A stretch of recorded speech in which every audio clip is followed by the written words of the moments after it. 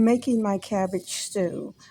You can use unsalted butter, as you see me putting my tomato sauce in there. You can use spaghetti sauce if you like, or you can use crushed fresh tomatoes. That would be great, okay? As you see me adding more in there.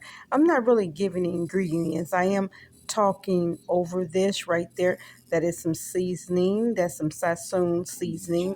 That right there is the lifted onion soup mix, okay?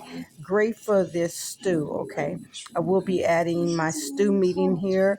This is a delicious, easy recipe. This is a great meal for the whole family. I hope that you try this right here. If you're interested in the recipe, I will give it to you. That's a little seasoning, a little no salt right there. That is very good. Some like accent, okay? It has a wonderful taste. I hate I have to talk over this, but I do because something happened to the sound. I'm not sure what happened to it, but anyway, there goes the stew meat, okay? That's just regular beef stew meat, okay? You can use chicken for this recipe. It don't have to be stew meat. It can be chicken. You also can saute your meat, kind of braise it before you do that. I like the flavor of doing it this way, but I do it both ways, okay? This is delicious, okay? You can add different seasons in here if you desire. You can add a little wine in there if you like. You can add bay leaf. You can add bell peppers and onions. Well, that's coming next, as you see over there. It is the red bell peppers. Green bell peppers, red onion, uh, and some just this ingredients are great. Okay. Oh, I had to talk like this over this right here, okay? Because I talked so much in this video when I was doing this right here that I hate that. I was so excited about it because this is a nice recipe for people that's diabetics. Okay, you don't have to use the butter. If you do get a plant-based butter or low sodium to no sodium, okay, right there you see the green and red bell peppers and the red onion, okay.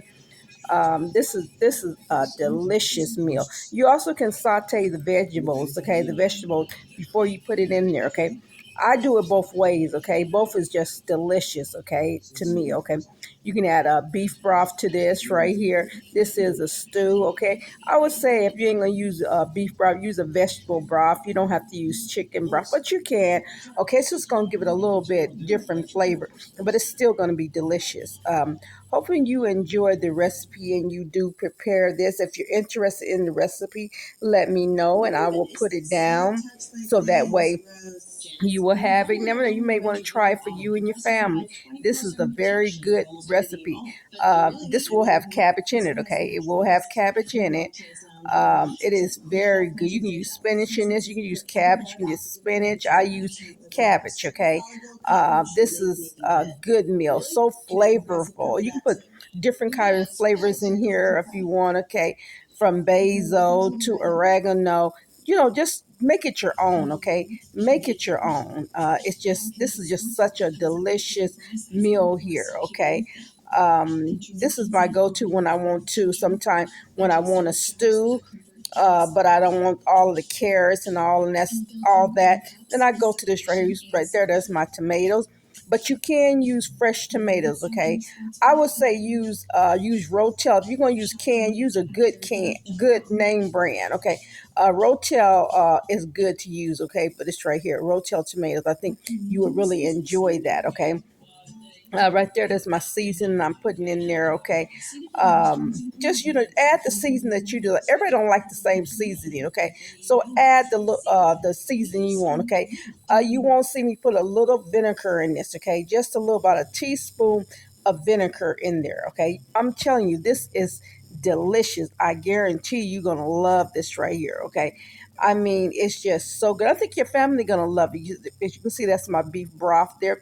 But like I say, you don't have to use beef broth, okay? You can use vegetable broth, okay? If you want to use chicken, like I say, go ahead and do it, okay? But this is so good, I'm telling you, okay? And it don't take that long to cook. So I'm hoping that you do try this and let your family try it, okay? And tell me what you think about it, because this is totally delicious.